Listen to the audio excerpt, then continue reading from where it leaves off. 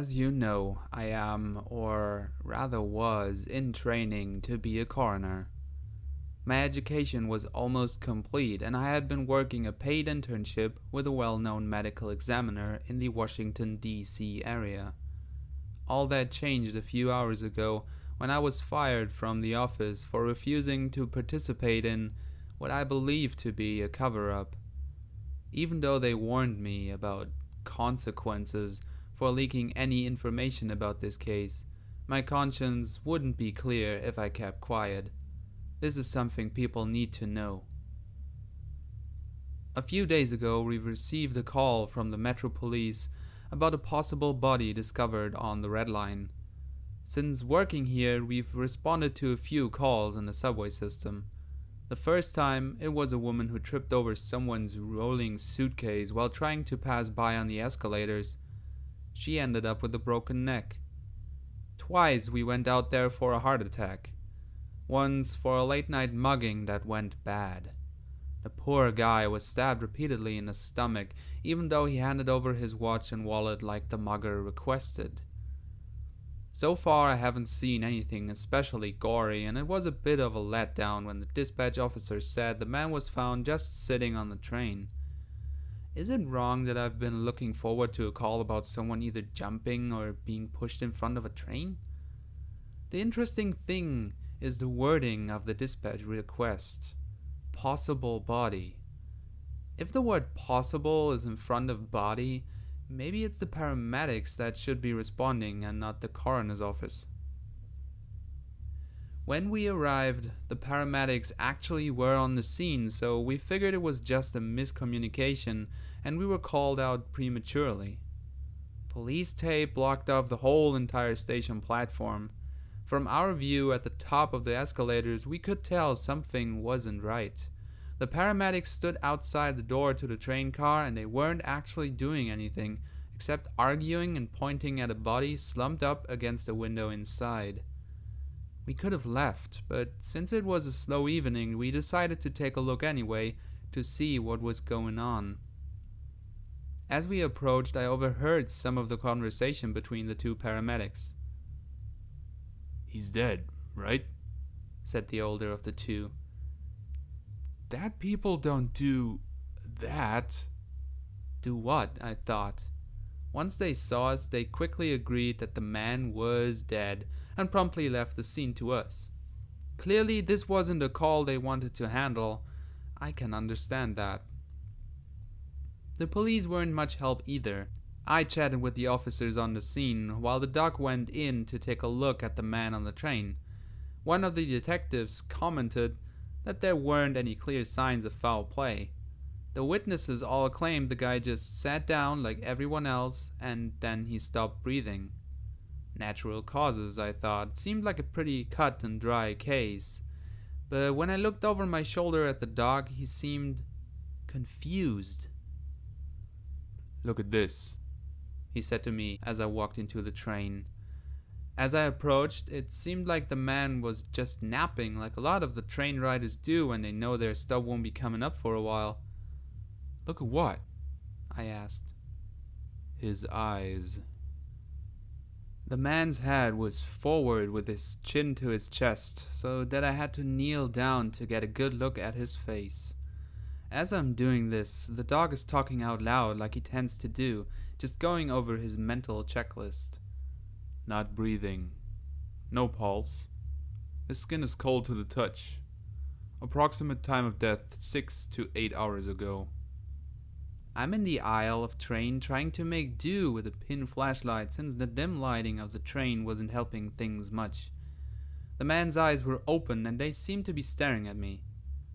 It's not uncommon, so I lean in closer, hoping to figure out what it is the dog wanted me to see, so that I don't look like an idiot, and then he blinked. I jumped back as quick as a mongoose would jump away from a cobra. "What the I tried to say. "Exactly," the dog said. "Gotta be just a muscle spasm, right?" "You would think," he says. "But watch this." He grabs the guy by the hair and pulls his head back. With his other hand, he waves a finger in front of the man's open eyes, which then began to follow along as the dog moves his finger left and right. Then the man looked at me and blinked again. Have you ever seen anything like this before? I ask. Nope. And he's dead. As a doornail. We let the officer in charge know that we couldn't determine the cause of death on site. A full autopsy would need to be performed to make any kind of determination. She made a note in the report that this body had a tendency to follow you with its eyes and occasionally blink. Off the record, she told me the whole case bothered her.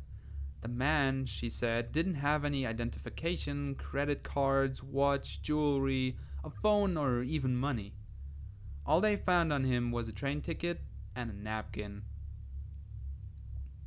Once we had him back at the office, we changed into our examination coveralls. I was asked to deal with his clothing. The man watched me the whole time as I stripped off his business suit. He even winked at me once. Also, a few odd things were noted about the clothing. First, he wasn't wearing any undergarments.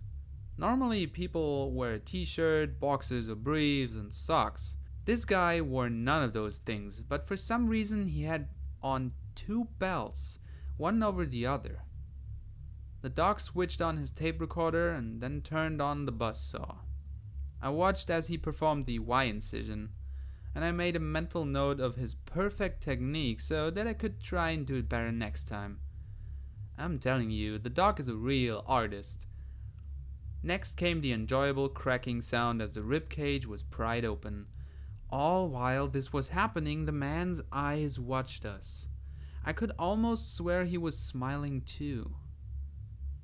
Over the next hour, the doc made notes as he did the exam. He handed me each organ to be weighed and catalogued.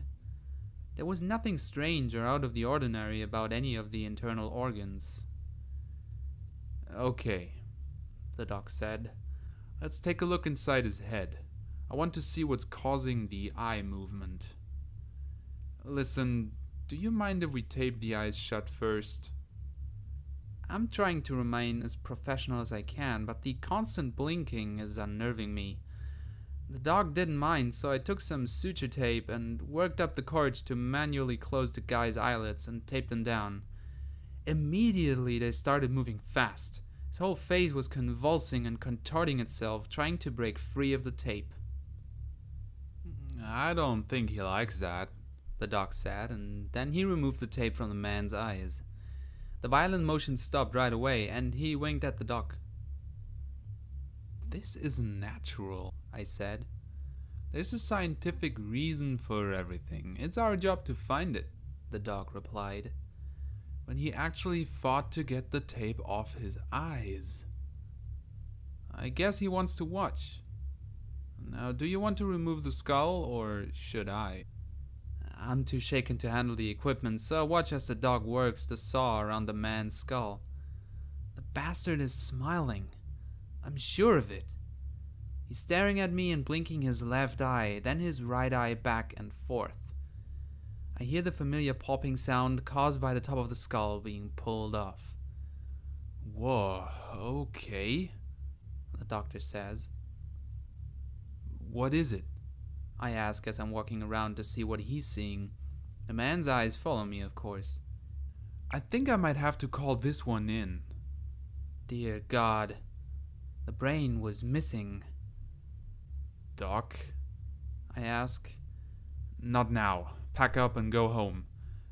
I'll finish cleaning this up. He's saying this as he's already dialing a number on the phone. But just go. I'll call you later. It isn't a request. I know when to shut up and listen.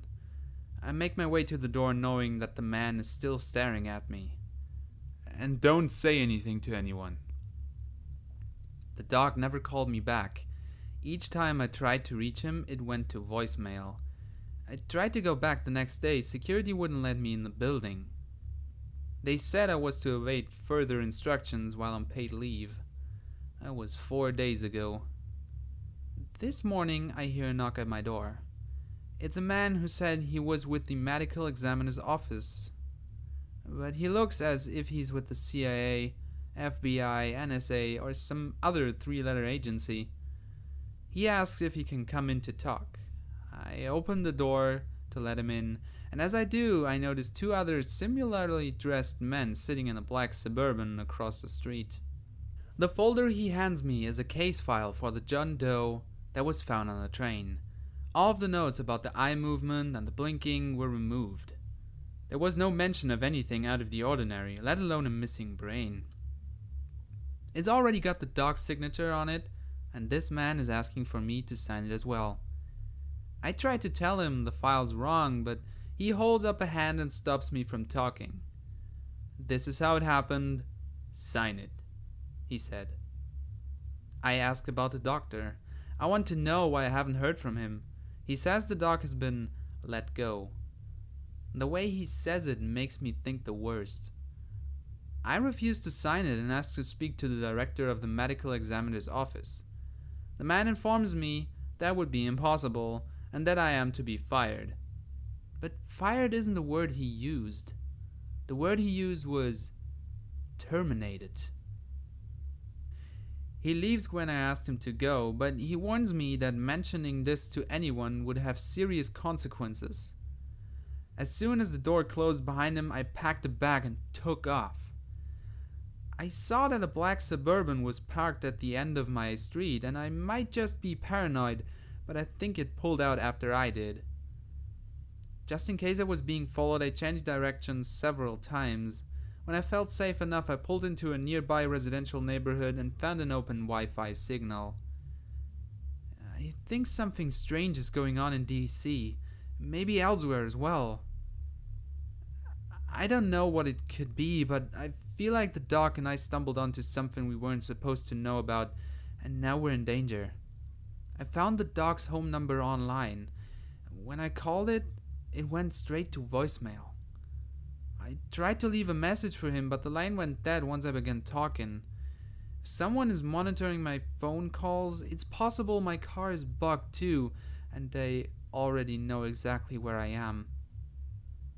Again, maybe I'm just paranoid or crazy. Maybe there's a completely logical explanation for the Scarecrow corpse that stares and blinks and winks and smiles. I can't imagine how anything like that could exist or why. I'm scared. Really, really scared. I decided the only thing to do would be to write this and email it out to everyone I know. Hopefully this information will make it to someone. If you've received this and haven't heard back from me by tomorrow, then I'm probably dead and you'll know what I've written is true.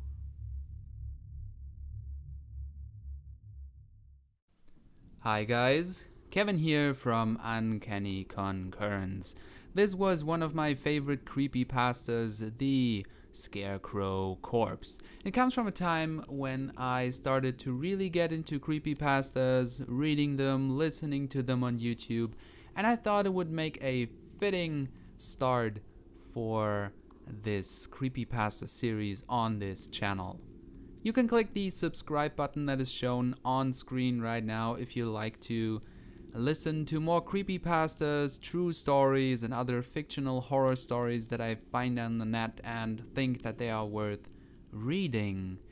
And as a token of appreciation, you can do something cool with the like button down below, because I heard that it will keep the demons off of you. And always remember, our heads are very dark places.